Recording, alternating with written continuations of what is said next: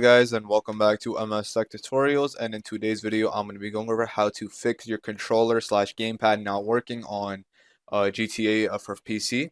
And let's get straight into the video. So the first thing that you guys can do is, if you have GTA 5 installed through Steam, go ahead and open up Steam.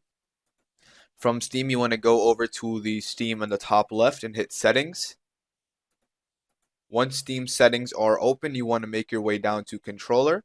And then from controller, you want to disable two settings. The first setting you want to disable is enable Steam input for Xbox controllers. Go ahead and just turn that off. And then the second one you want to do is enable Steam input for generic controllers, and also make sure you turn that off. Once both of those settings have been turned off, you can go ahead and X out of Steam.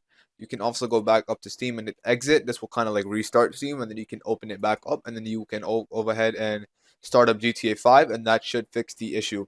You can also do stuff like restarting your PC, just to be sure. You can also disconnect your Xbox or PS5 controller and then connect it back. And then now once you do all of these things, you guys should be good to go and you are all set. So that is it for the video. That is how to fix controller not connecting. And yeah, so that is it for the video. Thank you guys for watching. Make sure to give the video a thumbs up, subscribe to the channel, and have a great day.